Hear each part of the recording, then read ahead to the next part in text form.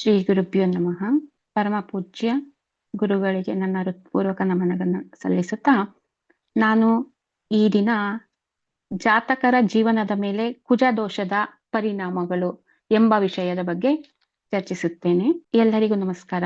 ತಾವೆಲ್ಲರೂ ಕುಜ ದೋಷ ಅನ್ನುವ ಹೆಸರು ಕೇಳಿರ್ತೀರಾ. ಈ ವಿವಾಹದ ಸಮಯದಲ್ಲಿ ವಿವಾಹಕ್ಕೆ ನಾವು ಮುಂದುವರಿಬೇಕಾದ್ರೆ ಹುಡುಗಿಗೆ ಕುಜ ದೋಷ ಇದೆ ಅಥವಾ ಹುಡುಗನ ಕುಜ ದೋಷ ಇದೆ ಅನ್ನುವಂತಹ ಒಂದು ಪದ ಸಾಮಾನ್ಯವಾಗಿ ನಾವೆಲ್ಲ ಕೇಳೇ ಇರ್ತೀವಿ. ಕುಜ ದೋಷ ಅಂದ್ರೆ ಏನು, ಅದು ಹೇಗೆ ಬರುತ್ತೆ ಅಂತ ನಾನು ನಿಮ್ಗೆ ತಿಳಿಸ್ತೇನೆ. ಈ ಕುಜ ದೋಷ ಇರ್ತಕ್ಕಂತ ಜಾತಕಸ್ಥರಿಗೆ ವಿವಾಹ ನಿಧಾನ ಏಕಾಗುತ್ತೆ, ಇದೆಲ್ಲವನ್ನು ಈಗ ನೋಡೋಣ.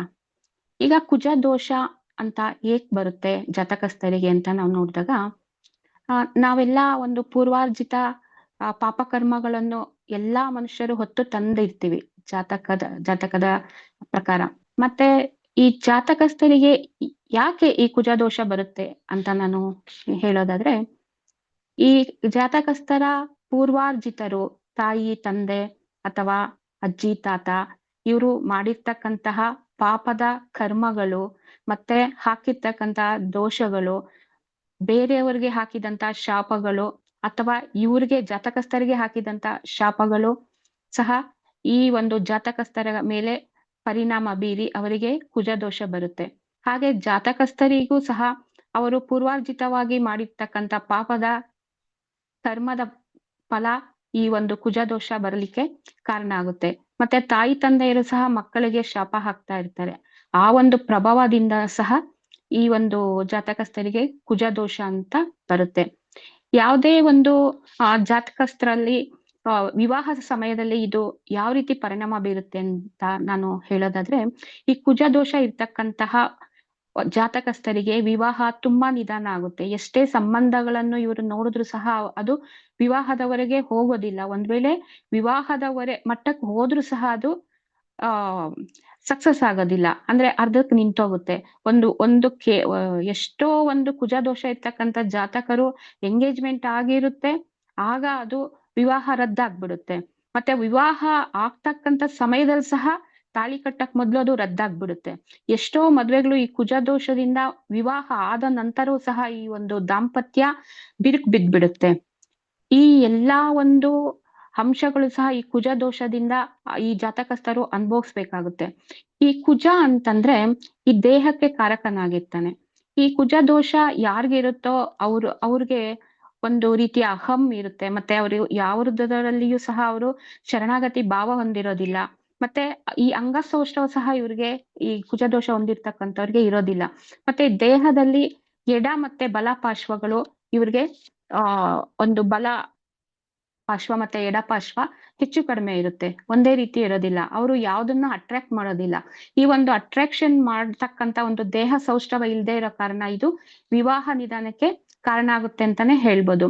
ಈ ಕುಜ ದೋಷ ಇರ್ತಕ್ಕಂತಹ ಒಬ್ಬ ಜಾತಕಸ್ಥರಿಗೆ ಅವ್ರಿಗೆ ಒಂದು ಜೀವನದಲ್ಲಿ ಒಂದು ಇನ್ಸೆಕ್ಯೂರ್ ಫೀಲ್ ಆಗುತ್ತೆ. ಅಂದ್ರೆ ನಾನು ಚೆನ್ನಾಗಿಲ್ಲ ಅಥವಾ ನನ್ಗೆ ಏನೋ ಒಂದು ನ್ಯೂನತೆ ಇದೆ, ಇದರಿಂದ ವಿವಾಹ ಆಗುತ್ತೋ ಇಲ್ವೋ ಅನ್ನುವಂತಹ ಒಂದು ಭಾವ ಯಾವಾಗ್ಲೂ ಇವರು ಮನಸ್ಸಿನಲ್ಲಿ ಮೂಡಿಸ್ಕೊಂಡಿರೋದ್ರಿಂದ ಅವ್ರಿಗೆ ವಿವಾಹ ನಿಧಾನ ಆಗ್ತಾ ಇರುತ್ತೆ.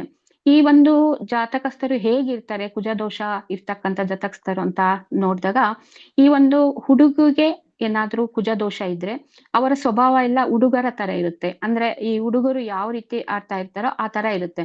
ಅಂದ್ರೆ ಒಂದು ಹುಡುಗಿ ಆದವಳು ಹುಡುಗಿಯ ಒಂದು ಸ್ವಭಾವ ಇರ್ಬೇಕು, ಆದ್ರೆ ಇವ್ರಿಗೆ ಇರೋದಿಲ್ಲ. ಒಂದು ನಯ ನಾಜೂಕು, ಒಂದು ಗಂಭೀರತೆ, ಒಂದು ಮೃದುತ್ವ, ಒಂದು ಮಮತೆ, ಯಾವ ಒಂದು ಹೆಣ್ಣಿನಲ್ಲಿ ಇರ್ತಕ್ಕಂತಹ ಒಂದು ಮೂಲಭೂತ ಸ್ವಭಾವಗಳು ಹುಡುಗಿಗಿರೋದಿಲ್ಲ. ಯಾಕೆಂದ್ರೆ ಅವ್ರಿಗೆ ಕುಜ ದೋಷ ಇರುತ್ತೆ.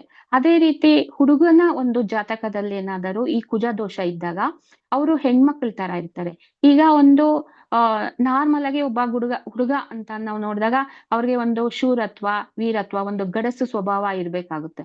ಆದ್ರೆ ಈ ಕುಜ ದೋಷ ಇರ್ತಕ್ಕಂತ ಒಂದು ಹುಡುಗರಿಗೆ ಆ ಒಂದು ವೀರತ್ವ, ಶೂರತ್ವ, ಒಂದು ಗಡಸ್ತನ ಆ ತರ ಇರೋದಿಲ್ಲ. ಅವರು ಒಂದ್ ರೀತಿ ಹೆಣ್ಮಕ್ಳ ರೀತಿಯ ಸ್ವಭಾವ, ಮೃದು ಸ್ವಭಾವ ಇರುತ್ತೆ, ಆ ತರ ಇರುತ್ತೆ.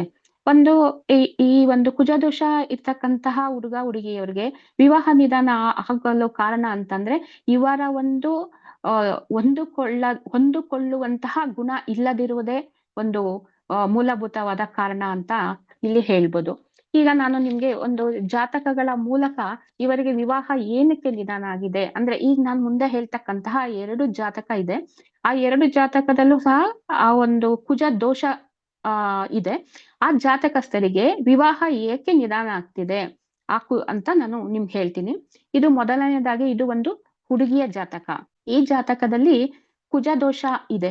ಈ ಒಂದು ಜಾತಕದ ಪ್ರಕಾರ ನಾನು ಆಗ್ಲೇ ಹೇಳ್ದೆ, ಕುಜ ಅಂದ್ರೆ ಆ ಸೂಚಿಸುವ ಗ್ರಹ ಮಂಗಳ ಗ್ರಹ. ಈ ಒಂದು ಗ್ರಹದ ಪ್ರಕಾರ ಇವರಿಗೆ ವಿವಾಹ ನಿಧಾನ ಆಗ್ತಾ ಇದೆ. ಯಾಕೆಂತಂದ್ರೆ ಈ ಒಂದು ದೋಷ ಇದೆ, ಇವರಿಗೆ ಕುಜ ದೋಷ ಇದೆ. ಈ ದೋಷ ಇರೋದ್ರಿಂದ ಎಲ್ಲಾ ಎಷ್ಟೇ ವಿವಾಹ ಸಂಬಂಧಗಳು ಬಂದ್ರು ಸಹ ಅದು ರದ್ದಾಗ್ತಾ ಇದೆ.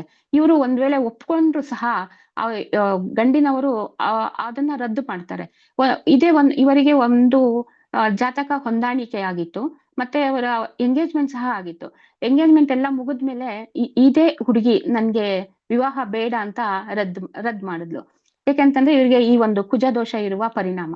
ಹಾಗೆ ಮತ್ತೊಂದು ಹುಡುಗನ ಜಾತಕ ಹೇಳ್ತೇನೆ. ಇದು ಒಂದು ಹುಡುಗನ ಜಾತಕ. ಈ ಹುಡುಗನು ಆಗ್ಲೇ ಹೇಳ್ದಾಗೆ ಈ ಕುಜ ದೋಷ ಇದೆ. ಈ ಕುಜ ದೋಷ ಇರೋದ್ರಿಂದ ಒಂದ್ ರೀತಿಯ ಮೆದು ಸ್ವಭಾವ, ಯಾವುದನ್ನು ಒಂದು ಗಟ್ಟಿತನದಿಂದ ಎದುರಿಸುವ ಒಂದು ವೀರತ್ವ ಶೂರತ್ವ ಇಲ್ಲ ಅಂತಾನೆ ಹೇಳ್ಬೋದು. ಯಾಕೆಂದ್ರೆ ಇದು ನಾನು ನೋಡಿರ್ತಕ್ಕಂತ ಹತ್ತಿರದ ಜಾತಕ.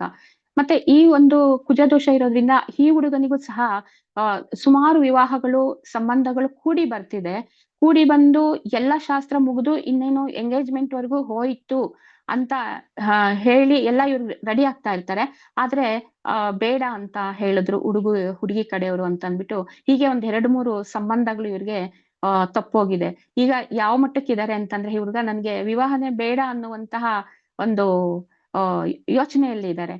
ಏನಕ್ಕೆ ಈ ತರ ಕುಜ ದೋಷ ಬರುತ್ತೆ ಅಂದ್ರೆ, ನಾನು ಆಗ್ಲೇ ಹೇಳ್ದಂಗೆ ಇವರು ಮಾಡಿರ್ತಕ್ಕಂತಹ ಪೂರ್ವಾರ್ಜಿತ ಕರ್ಮದ ಫಲ ಹಾಗೂ ಇವರ ಹಿರಿಯರು ತಾತ ಅಜ್ಜಿ ತಾಯಿ ತಂದೆ ಇವರು ಮಾಡಿರ್ತಕ್ಕಂತಹ ಒಂದು ಪೂರ್ವಾರ್ಜಿತ ಕರ್ಮದ ಫಲಗಳು, ಪಾಪ ಕರ್ಮದ ಫಲಗಳು, ಹಾಗೆ ಇವು ಕೆಲವರು ಹಾಕಿರ್ತಕ್ಕಂತಹ ಶಾಪಗಳು, ಈ ಎಲ್ಲಾ ಪರಿಣಾಮದಿಂದ ಈ ಜಾತಕಸ್ಥರಿಗೆ ಹುಟ್ಟಿನಿಂದಲೇ ಈ ಕುಜ ದೋಷ ಅಂತ ಹೊತ್ತು ತಂದಿರ್ತಾರೆ.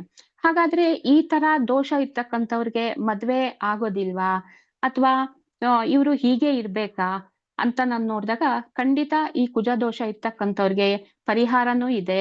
ಮತ್ತೆ ಅವ್ರಿಗೆ ಒಳ್ಳೆ ಒಂದು ವಧು ಅಥವಾ ವರನೂ ಸಿಗ್ತಾರೆ. ಅದನ್ನೆಲ್ಲ ನೀವು ಪ್ರಯತ್ನ ಪಡ್ಬೇಕಾಗುತ್ತೆ. ಅಂದ್ರೆ ಈ ಕುಜ ದೋಷ ಇರ್ತಕ್ಕಂಥವ್ರಿಗೆ ಯಾವ ರೀತಿಯ ಜಾತಕ ಹೊಂದಾಣಿಕೆ ಮಾಡಿದ್ರೆ ಇವ್ರಿಗೆ ವಿವಾಹ ಒಂದು ದಾಂಪತ್ಯ ಜೀವನ ಯಾವ ರೀತಿ ಒಂದು ಯಶಸ್ವಿಯಾಗಿ ಮಾಡಬಹುದು ಅಂತ ಯೋಚನೆ ಮಾಡಿದಾಗ ಈ ಒಂದು ಜಾತಕಗಳ ಹೊಂದಾಣಿಕೆಯನ್ನ ಮೊದ್ಲೇ ನೀವು ಮಾಡ್ಬೇಕಾಗುತ್ತೆ. ಈ ಜಾತಕಗಳ ಹೊಂದಾಣಿಕೆ ಮಾಡಿ ವಿವಾಹ ಮಾಡಿದಾಗ ವಿವಾಹ ಯಶಸ್ವಿಯಾಗುತ್ತೆ. ಮತ್ತು ಈ ರೀತಿ ಸಮಸ್ಯೆ, ಕುಜದೋಷ ಸಮಸ್ಯೆಯಿಂದ ಬಳಲ್ತಾ ಇರ್ತಕ್ಕಂತಹ ವಧು ಅಥವಾ ವರರು ಜಾತಕವನ್ನು ನೋಡಿಸಿ ಯಾವ ರೀತಿ ಸಮಸ್ಯೆ ಇದೆ, ಅದಕ್ಕೆ ಪರಿಹಾರ ಏನು ಅಂತ ತಿಳ್ಕೊಂಡು ವಿವಾಹಕ್ಕೆ ಮುನ್ನಡೆದರೆ ಆದಷ್ಟು ಶೀಘ್ರವಾಗಿ ವಿವಾಹ ಆಗುತ್ತೆ ಅಂತ ನಾನು ಹೇಳ್ತೇನೆ. ಇಷ್ಟು ವಿಶ್ಲೇಷಣೆ ಮಾಡಲು ಅವಕಾಶ ಕೊಟ್ಟ ಗುರುಗಳಿಗೆ ಮತ್ತೆ ಇದನ್ನು ವೀಕ್ಷಿಸಿದ ತಮ್ಮೆಲ್ಲರಿಗೂ ಹೃತ್ಪೂರ್ವಕ ನಮನಗಳನ್ನು ಸಲ್ಲಿಸುತ್ತಾ ಈ ಒಂದು ವಿಶ್ಲೇಷಣೆ ಮುಗಿಸುತ್ತಿದ್ದೇನೆ. ಧನ್ಯವಾದಗಳು.